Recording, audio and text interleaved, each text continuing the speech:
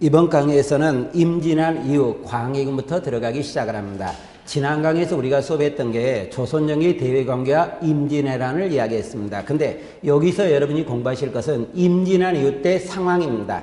조선의 변화 상황을 공부하시면 될 겁니다. 이 조선의 변화 상황이 다음 편 제6편 근대사의 태동에서 나오게 되는 커다란 영향을 끼치게 됩니다. 그래서 그쪽을 신경을 쓰시면 되겠고, 이번 강의에서는 광해군부터 들어가기 시작을 하게 됩니다. 자, 그러면 칠판을 보면서 들어가도록 합시다. 자, 그러면 우리가 이 앞전에 이야기했던 게 선조까지 이야기했습니다. 선조는 16세기 후반 말까지 왕이 됐던 사람이고 실질적으로 17세기 초까지 왕이 됐던 사람이에요, 결론적으로요. 그러나 우리는 일반적으로 선조까지는 16세기를 종결을 짓게 됩니다. 그러면서 17세기 왕이 됐던 사람을 우리가 광해군이라고 이야기를 합니다. 근데 광해군을 왕으로 밀었던 계열이 누구냐면 북인 중에서도 대북정권이라고 이야기를 합니다. 우리가 북인이 집권자로 이야기를 하고 있다, 이렇게 우리가 나오는데요. 이 광해군의 정치 형태는 크게 두 개로 나눠집니다. 국내 정치와 국외 정치로 나눠져요. 그러나 시험 문제에 나오는 것은 국외 정치의 중립외교를 시험 문제에 내고 있어요. 그러면 여러분 교재를 보도록 합시다. 먼저 나오게 되는 게 광해군의 국내 정책이 등장하고 있어요. 그러면 광해군의 국내 정책이라고 하면은 우리나라가 약 6년, 7년 동안 전란을 거쳤습니다.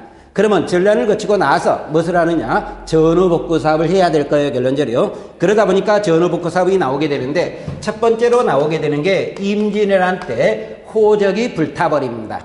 그래서 호적을 다시 정리하고 있다. 호적을 정리하기 위해서는 인구조사가 등장해야 되겠고요. 또 하나, 임진왜란을 거치면서 토지대장이었던 양안이 소실되기 시작을 합니다. 토지조사 사업을 통해서, 양전 사업을 통해서 다시 양안을 재작성하는 거예요. 그러면 호적과 양안을 작성하는 것은 어디에 도움이 됩니까? 국가 재정에 굉장히 기여가 되고 있었다, 이렇게 우리가 등장할 거예요. 이렇게 봐두시면 되겠고, 두 번째로 나오게 되는 게 성지나 무기를 개수하고 있었다, 이렇게 나오게 되는데, 우리가 전쟁을 거치면서 성이 무너지게 돼 있죠. 일본은 무기력이 발달하는데 우리나라는 무기력이 떨어지게 됩니다.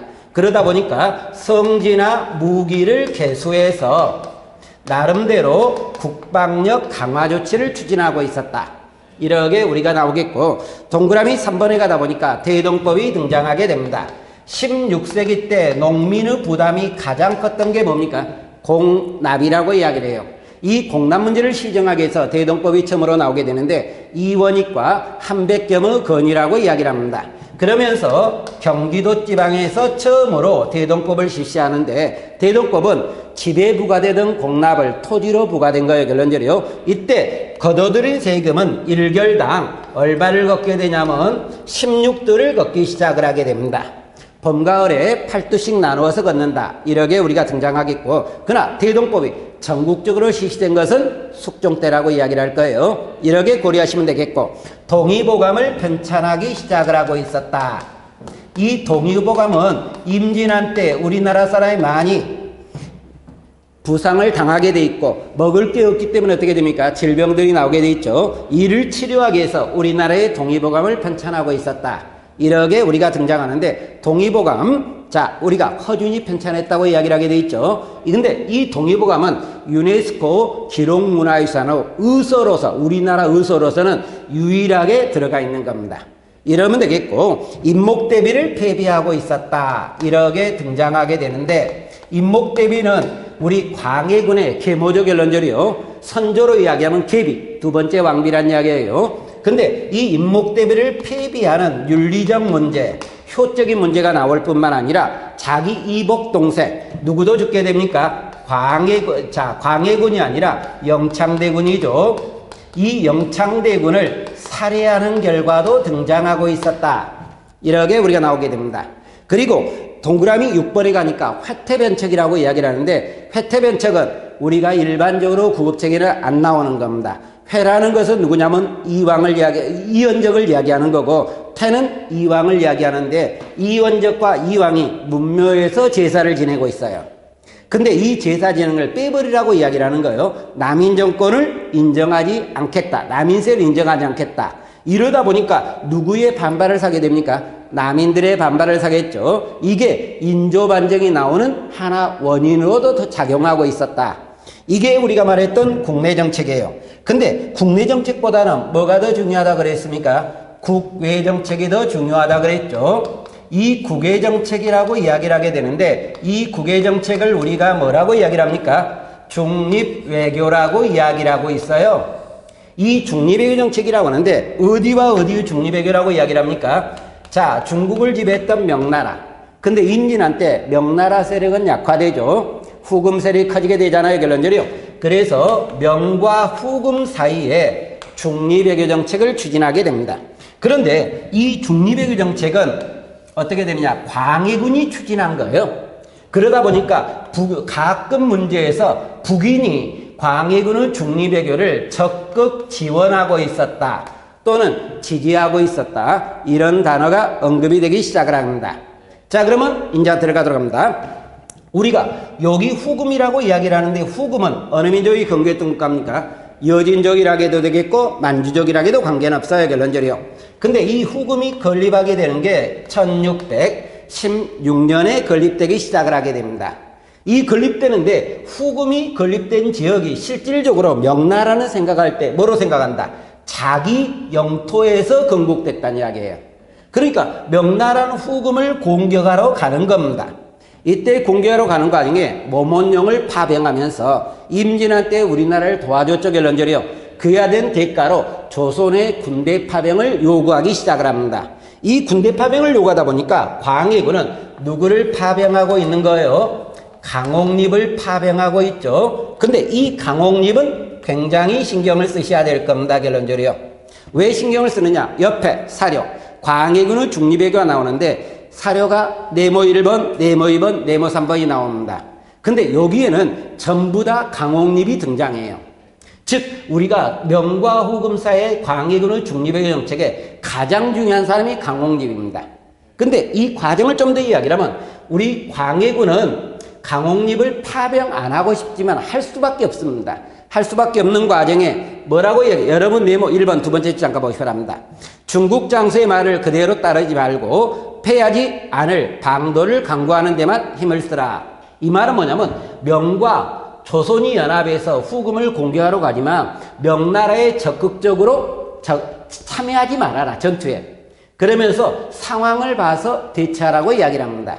그러는 과정에 명과 조선군이 연합해서 후금을 공격했지만 명과 조선이 패퇴를 합니다. 전쟁에서 지는 거예요, 결론적으로. 그러는 과정에 강옥립이 항복하는 사건이에요. 이 강옥립이 항복 사건을 우리가 중립외교라고 이야기를 하고 있다. 근데 이 중립외교 정책은 결과적으로 우리 왕이었던 광해군이 무너지고 누가 나오는 겁니까? 인조가 등장하는 커다란 배경이 되겠죠, 결론적으로. 옆에 날개살에 보면은 광해군의 폐위교서가 등장하게 됩니다. 여기에서도 실질적으로 뭐냐? 광해군의 중립외교를 비판하는 내용이 나와요. 중간 정도 보시면 될 겁니다. 위에서 한 6번째 주 정도. 선왕께서 40년 동안 제의하면서 지성으로 섬기어 평생 서쪽을 등지고 앉지 않으셨도다. 여기서 서쪽이라고 이야기를 하면 우리나라 서쪽에 있는 나라거든요. 명나라죠, 결론적으로. 명과 등을 지지 않는다. 이 말이에요, 결론적으로. 그런데 광해군은 등졌다고 이야기하면서 비판하고 있는 거예요, 결론적으로. 그래서 이 광해군이 인조반정으로 폐위가 됩니다. 그래서 뒤로 가면서 인조를 우리가 들어가도록 합시다, 결론적으로. 그러면 이 인조반정을 주도했던 사람은 누가 주도하게 되느냐? 기본적으로 서인이 주도하기 시작을 하겠고 여기에 동참한 게 누굽니까? 남인이 동참하는 거예요. 그러나 중심적인 인물은 누구였다? 서인이 중심적 인물이었다. 집권자라고 이야기를 해요. 그러면 서인과는 왜 인조반정을 했느냐? 인조반정을 할 때 커다란 명분의 이야기를 하는 게 임목대비를 폐비한다든가 영창대구를 살해하는 윤리적 문제가 가장 큰 원인이 등장합니다. 그러나 또 하나 원인은 서인이 추구했던 정책이 어떤 외교라고 이야기를 하게 되냐면 우리가 친명배금 정책이라 그래요. 그래서 외교정책의 갈등도 인조반정이 나오는 배경이었다. 이렇게 나옵니다. 근데 여기서 하나 중요한 단어가 등장하는 거예요. 중요한 단어라고 이야기를 하는 게 뭐냐? 서인이 우리가 우두머리라고 이야기를 하는 게 누굽니까? 이율곡의 제자들이죠, 결론적이요. 그리고 남이는 누구의 제자들입니까? 이황의 제자들이에요. 그래서 조선후기 성리학계 이황과 이의 학문이 성리학계를 주도할 수 있었다. 이 말도 꽤 시험 문제 정답으로 나오는 경우가 등장합니다. 참고로 보시면 될 거예요. 그러면 이때 서인이 주도하면서 남이 정권에 참여하는 과정에 서인과 남이는 어떤 차이가 등장하고 있었느냐? 여러분 교재에 보면은 서인과 남이는 도표를 만들어놨죠, 결론적이요. 그 대목은 참고로 공부하시기 바랍니다. 시험 문제에서 서인, 남인 구분하는 것도 나오기 때문에 참고로 하시라고 이야기를 하는데, 서인. 자, 이것을 공부하기 위해서 먼저 여러분이 신경을 써줄 게 있습니다. 서인이라는 것은 성리학에서 주리 쪽입니까? 주기 쪽입니까? 서인은 주기 쪽에서 나온 계열이에요. 그리고 남인은 어디 쪽에서 나온 겁니까? 주리 쪽에서 나왔다. 이것을 하나 넣어두시고, 또 하나 조선후기 성리학계를 주도했고 정계를 주도했던 사람은 서인입니다. 정계를 주도하고 있었고, 그러면 다시 말하면 뭡니까? 집권 세력이라는 이야기가 되겠죠. 그런데 남인은 일반적으로 어디에 존재하고 있는 세력이냐? 향촌에 존재하는 세력입니다. 이것을 머릿속에 넣으세요. 그러면 서인과 남인을 어느 정도 이해할 수 있을 거다. 그러면 서인을 보도록 합시다. 서인, 남인 보면서 이야기합니다. 자, 정치편의 서인은 대신이 주도하는 정치다. 자기가 집권 세력이다 보니까 어떻게 됩니까? 자기 정권이 중심이 돼야 되죠. 그래서 대신이 주도하는 정치를 주도하겠고, 명에 대한 의리를 지키자. 오랑캐 당했던 굴욕을 씻자내면서 북벌론을 주장하기도 합니다. 그런데 비해서 남인은 어떻게냐? 왕권 강화라든가 정책 비판에 큰 비중을 두고 있었다. 왜 그러냐면 이 사람은 향촌 세력이지만 중앙에 서인보다 더 어디로 올라가야 됩니까? 지금 집권하지만 더 위로 올라가야 될 입장이잖아요. 그러니까 서인이 정치를 잘못했을 때는 비판하고, 대신이 주도하는 것보다는 왕이 나를 등용하는 거죠. 그래서 왕권 강화를 추진했고 북벌론의 비판적 입장을 가지고 있었다. 경제 파트입니다. 부국 강병에 커다란 관심을 가지면서 서인은요, 상업과 기술 발전에 호의적이었다. 그것은 어느 측면이 강하냐면 기 측면이 강한 거예요, 결론적으로. 근데 남인을 보다 보니까 수치체제 완화라든가 자영농민 육성이라고 이야기를 했고, 밑으로 가니까 상업과 기술 발전의 소국적. 두 번째 것은 리적인 입장에서 보시면 될 겁니다. 리는 도덕적이고 관념적이라는 이야기예요. 이것과 밀접한 관계를 띠게 했고, 첫 번째로 가면 이 사람은 어디 세력? 향촌 세력이라고 이야기를 합니다. 향촌 세력이면은 향촌의 민들이 생활이 안정돼야만 떠나지 않는다는 이야기예요. 그러면 생활 안정하기 위해서는 어떤 내용이냐? 세금을 줄여야 되겠죠, 결론적으로. 농민이 토지를 가지면 먹고 살 수 있기 때문에 떠나지 않는다는 이야기입니다. 그래서 자영농민을 육성을 하고 있었다. 이러한 말이 등장하고, 사회적으로 서인은 노비 성량이나 서울호통이라고 하면서 사회를 어느 정도 개혁을 하는 게 내용은 나와요, 결론적으로. 왜 그러냐면 서울을 호통하면서 노비를 성량한다는데, 노비 성량만 보도록 합시다. 노비를 양인으로 만들어요. 그러면 노비는 의무가 없는데 양인 의무가 있죠, 결론적으로. 국가 수입의 증대에 기여가 된다는 이야기예요. 이것은 우리가 경제편으로 가면 부국강병에도 기여가 된다. 그런데 비해서 남인은 어떻냐? 기존의 신문일서를 유지하려는 데 노력을 하고 있었다. 이런 차이를 갖고 있어요. 이러면서 친명배금 정책을 추진하기 시작을 합니다. 그러면 이 친명배금 정책 추진하다 보니까 어느 나라가 조금 기분 나빠지느냐? 후금이 기분 나빠지죠. 광해군 때는 중립외교였는데 인조 때는 후금을 배척하는 정책이 나온다. 그래서 우리나라 후금이 우리나라를 침략하는 전쟁이 처음에 나오게 되는 게 정묘호란이라고 이야기를 하게 됩니다.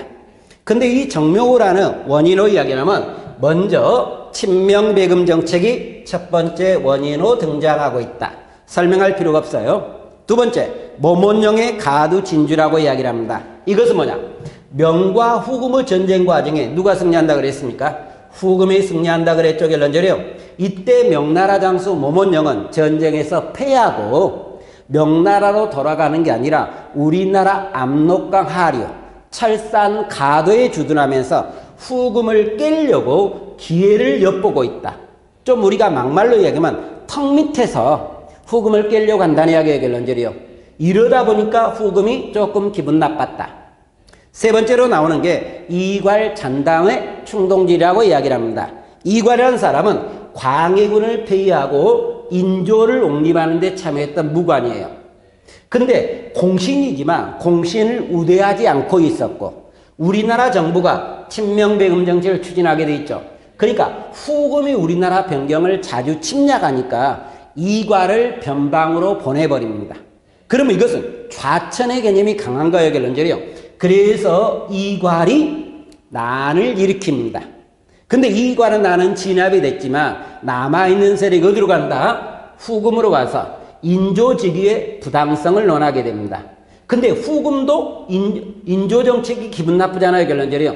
그래서 우리나라를 침략한 거다.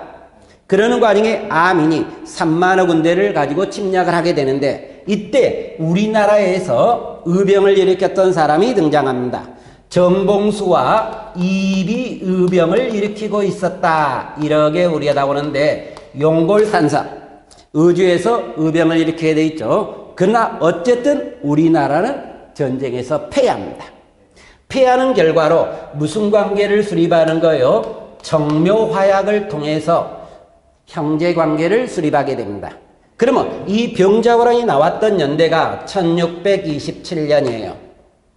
그리고 나서 1636년, 약 10년 정도 되네요, 결론적으로. 9년이지만 이 10년 정도 되면서 후금이 우리나라를 다시 침략하는 배경이 되는 게 우리가 뭐라고 합니까? 병자호란이라고 이야기를 하죠. 근데 정묘호란은 시험 문제에 안 나와요, 일반적으로. 그러나 병자호란은 꽤나 시험 문제에 나오는 단원입니다. 신경을 써두시기 바랍니다. 자, 그러면 우리가 병자호란을 보도록 하겠습니다. 자, 뒤로 갑니다. 그러면 병자호란은 잠깐 정묘호란 때는 어느 나라가 침략한 전쟁이에요? 후금이 침략한 전쟁이에요. 근데 병자호란 때는 후금이 국호를 뭐로 바꿉니까? 청으로 바꿔요. 그러면서 우리나라한테 요구한 게 무엇을 요구한 겁니까? 군신관계를 요구하기 시작을 하고 있었다. 이렇게 나와요. 그러면 이 군신관계라는 것은 청나라가 뭐가 되고 임금이 되고 우리나라는 신하가 된다는 요구가 등장하는 거예요, 결론적으로. 그러면 이 군신관계를 요구하다 보니까 조선에서는 여기에 대해서 수긍하는 계열도 있고 부정하는 계열도 등장하게 됩니다. 그러면 이때 부정하는 계열을 우리가 당시 집권파가 중심이 되고 있었고 이것이 서인이 중심이 되는 거예요. 이것을 우리가 척합파라고도 되겠고 주전논이라고도 관계는 없습니다. 근데 여기를 수긍하는 계열을 우리가 뭐라고 이야기를 한다? 주화파라고 이야기를 합니다. 그러니까 청의 요구에 대해서 척합파는 뭐단 계열이고 반발한 계열이고 주화파는 뭐고 수용하는 계열인데 이 주화파는 정권에 참여한 계열이에요. 그러나 크게 중심 계열은 아니었다. 그러면 여러분이 지금 병자호란은 우리가 시험 문제에 꽤나 나온다 그랬어요. 근데 시험 문제가 어디에 있냐면은 이 척합파와 여기 주화파 이쪽을 구분하는 문제에 비중을 두게 됩니다. 그러면 이 척합파라고 이야기를 하는데 이 사람은 집권파 서인이 중심이라 그러는데 대표적인 인물이 누구라고 이야기를 한다? 윤집이라고 이야기를 하고 주화파의 대표적인 인물은 누구라고 이야기를 합니까? 최명길이라고 이야기를 해요. 근데 이 최명길이라는 사람은 양명학도 공부했던 사람입니다. 조선이 성리학적 사회죠. 양명학을 공부했다는 이야기는 우리가 주화파는 어느 정도 개방적인 성향이 꽤 강하다는 이야기예요. 근데 척합파는 어떤 성향이 강하다? 개방적인 것보다는 폐쇄적인 성향이 좀 더 강하게 등장하고 있었다.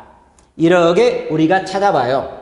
그러면서 척화와 주화가 갈등을 하고 있습니다. 갈등을 하는 과정에 이 척합파는 윤집을 가장 중심으로 한다고 이야기를 했습니다. 결론적으로. 그러면서 우리가 등장했던 척합파였지만 이 척합파는 자 명나라와 우리나라 관계를 무슨 관계로 본다?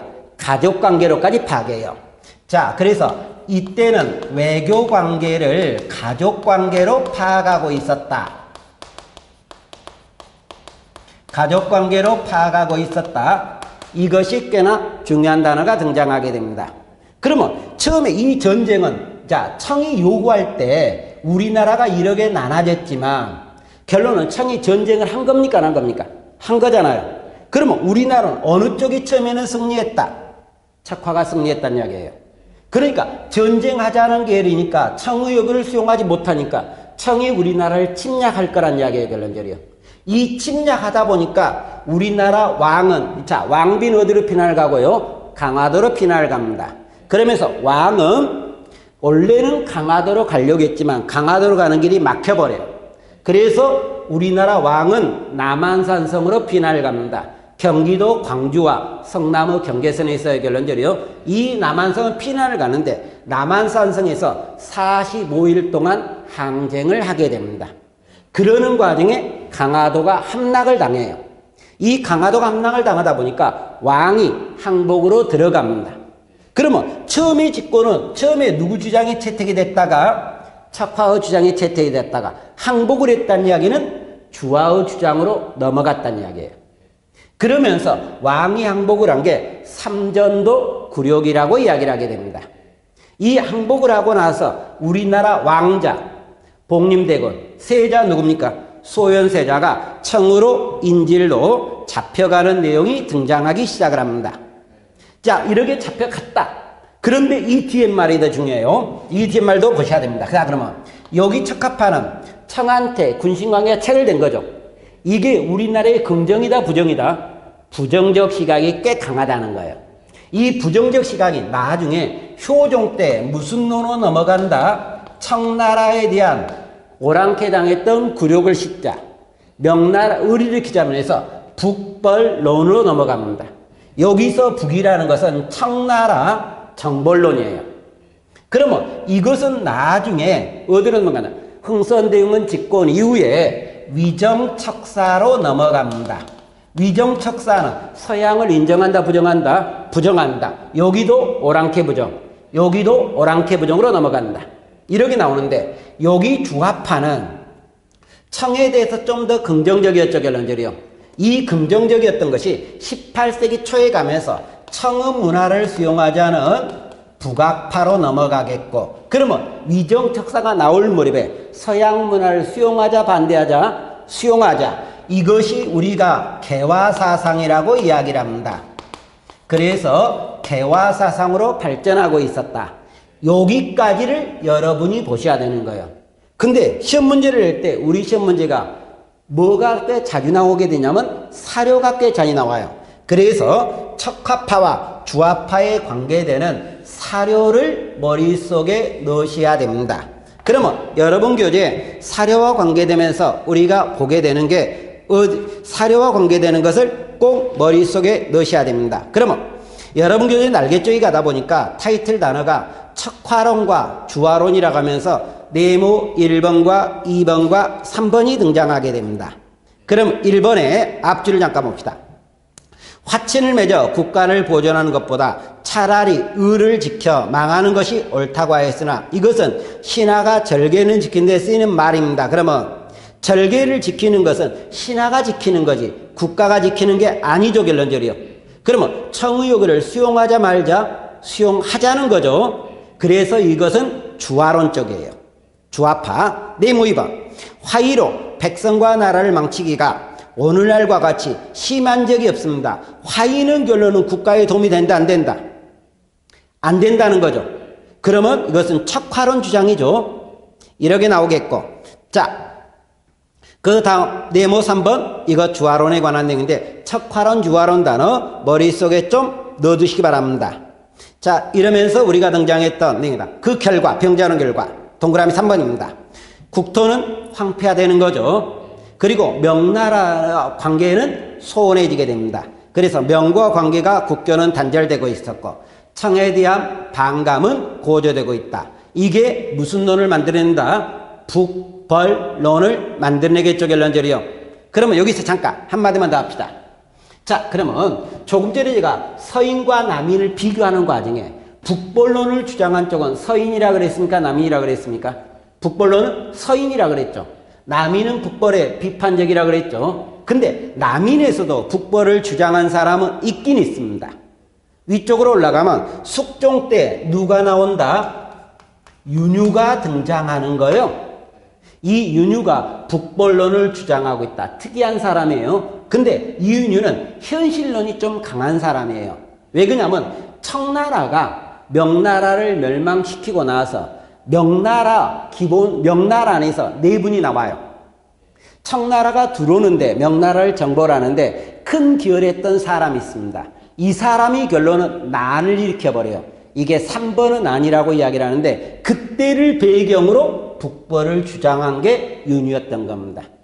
자, 이러면서 우리가 나왔던 인조까지를 이야기하고 있다. 이렇게 나오겠고, 그러면 앞으로 가면서 다시 이야기합니다. 인조 다음에 왕이 됐던 사람이 우리가 효종이라고 이야기를 하게 됩니다. 이 효종이라고 이야기를 하는데 잠깐 인조를 쓰고 들어가 봅시다. 자, 우리가 인조가 왕이 되고 있었고 인조의 큰아들이 누구냐면 소현세자. 그 밑에 동생이 누굽니까? 복림대군이에요. 근데 실질적으로 소현세자가 아버지보다 먼저 죽어요. 그러는 거 아니에요. 소현세자 아들이 등장하지만 아들이 왕이 되는 게 아니라 누가 왕으로 넘어가고 있었다? 이 복림대군 효종이 넘어갑니다. 이 효종이 넘어가면서 효종 때 집권파는 인조 집권세력이 똑같아요. 서인이 주도하면서 누가 참여한다? 남인이 동참하는 결과가 등장해요. 이러는 과정에 서인은 청에 대해 긍정입니까? 부정입니까? 부정적 입장이죠, 결론적이요. 그래서 이 효종 때 북벌론이 등장하고 있었다. 근데 이 북벌론은 명분론적 북벌론이에요. 명나라의 의리를 지킵시다.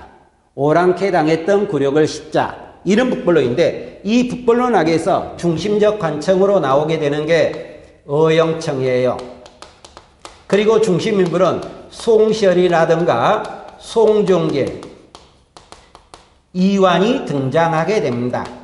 그러나 북벌론은 실패했어요. 그런데 북벌한다는 이야기는 청을 깬다는 이야기죠. 그러면 실패했다는 이야기는 실패했지만 군사력은 키웠다 안 키웠다? 키웠을 거란 이야기가 등장하게 됩니다. 이 군사력을 키웠던 걸 가지고 러시아를 정벌하는 뭐가 나온다? 나선 정벌이 2번 나오게 됩니다. 이 나선 정벌에 병급과 신유가 나와요. 근데 여기 혼동하지 말 것, 나선 정벌은 북벌 비단이다? 아니라는 거예요. 왜 그러냐면 북벌은 어느 나라를 공격하자는 거고 청나라를 공격하자는 거고 나선 정벌은 어느 나라를 공격하자는 거고 러시아를 공격하기 때문에 북벌로 나선 정벌은 북벌은 아닙니다. 이것을 고려하시면 될 거예요. 그러다가 효종이 죽습니다. 그러는 과정에 효종의 아들이 왕으로 올라와요. 이게 우리가 어느 왕이라고 이야기를 하는 겁니까? 현종이라고 이야기를 하죠. 현종 때 처음에 집권 세력은 누구였다? 초기의 집권 세력은 서인입니다. 나중에 집권 세력은 누구다? 남인이에요. 그런데 이 서인과 남인인데 여기서 꽤 중요한 시험 문제가 나와요. 무슨 논쟁? 예속 논쟁에 관한 시험 문제가 등장하게 됩니다. 이 예속 논쟁은 꼭 머릿속에 넣어두셔야 됩니다. 이 예속 논쟁이라고 이야기를 하는데 예속 논쟁은 중요한데요. 어떤 결과 때문에 나오느냐? 자, 앞으로 갑니다. 인조의 첫 번째 아들이 소현세자고 두 번째 아들이 복림대군이라고 그랬는데 원래 우리나라는 아들이 아버지보다 먼저 죽으면은 그 다음에 누가 왕위를 계승한다? 손자가, 큰 손자가 계승합니다. 장손이 계승하는데 장손이 계승한 게 아니라 누가 계승했습니까? 적자가 아닌 사람이 계승했죠. 차자가 계승했죠, 결론적으로요. 이것이 문제가 된 거예요. 그러면 효종이 죽고 나서 아들이 현종이 왕이 올라오는데 효종이 죽을 때 인조의 부인 대비가 아직 살아있어요. 자의대비라고 이야기를 하는데 이 대비가 아직 살아있다는 이야기예요. 그러면 이 예속 논쟁은 우리가 몇 개로 나누게 됩니까? 2개로 나눠요. 첫 번째 예속 논쟁을 무슨 예속? 기회예속이라고 이야기를 하고 두 번째 예속 논쟁을 뭐라고 합니까? 갑인애송이라고 이야기를 합니다. 근데 이때 기회애송은 누가 죽어서 나왔고 효종이 죽어서 나왔고, 그러면 왕직이 촉이란 이야기예요. 죽고 나서 상복 문제거든요. 여기서 우리가 애송 논쟁을 상복 문제 때문에 나왔다고 이야기를 하는데, 상복 문제는 피상적인 거고 실질적으로는 왕이 정통성 문제예요. 이러면서 우리가 등장. 그리고 여기는 누가 죽었습니까? 효종 부인이 죽었다. 그러니까 이분 입장에서 아들이 죽었고 며느리가 죽은 겁니다. 그때 이분이 상복을 몇 년 하느냐. 근데 갑인애송은 현종 말기 정도가 되고 있어요. 그러는 과정에 이때 서인과 남인이 갈등을 하게 되는데, 잠깐 서인의 주장과 남인의 주장이 등장합니다. 여러분 교재에 서인과 남인, 애송 논쟁에 관한 도표가 만들어져 있습니다. 꼭 머릿속에 넣어두시 바라는데, 자 보도록 합니다. 기회애송, 효종의 사망으로 그 당시 대비였던 자위대비, 대비의 상복 문제가 등장하고 있다. 그런데 서인은 자 어떤 입장이냐? 왕위의 정통성을 부정하는 겁니다. 그래서 효종을 뭐로 보냐면 차자로 보는 거예요. 큰아들로 보지 않는다. 그러니까 다시 이야기합시다. 장자로 보지 않는다. 그런데 남인은 장자로 보자는 이야기예요. 결론적으로. 그 차이다. 서인, 자 기회애송의 서인입니다. 주자갈에 근거해서 자 상복을 몇 년 입어야 된다? 1년 입어야 된다. 그러면 장자로 안 보는 서인이니까 상복기간은 적어질 거예요. 근데 남인은 장자로 보는 거죠. 상복기간이 좀 더 길어질 겁니다. 그래서 국조 오례를 근거로 하면서 상복은 3년 입어야 된다. 이렇게 나오겠고, 위로 서인으로 갑니다. 서인은 천하동례라는 한문 단어가 나왔습니다. 일반적으로 한문 단어는 잘 쓰지 않지만 문제 쓰는 경우도 등장할 때 대처하시는데요. 천하는 동일한 예에 따른다. 이렇게 나와요. 근데 남인은 왕자의 부동사서라고 되어 있습니다. 왕자의 예절은 부동, 같지 않다. 사서, 선비하고 서민하고는 다르다. 이렇게 나오는 거예요. 그리고 서인이 중심인물은 송시열이라든가 송중길이 중심인물이었지만, 남인의 중심인물은 윤유라든가 허목이라든가 윤선도가 중심인물이었다. 그런데 서인도 근거 주장이 있고 남인도 근거 주장이 있어요. 결론적으로 이러는 과정에 양계를 어떻게 합니까? 싸움을 하는 거죠. 싸움을 하는데 결과는 누가 승리합니까? 서인이 승리한다. 그래서 집권자를 여기를 사라고 이야기를 한 거예요. 서인이 승리하고, 근거는 경국대전입니다. 경국대전에 어떤 말이 나오느냐? 아들이 죽었을 때 어머니 상복은 1년이란 겁니다.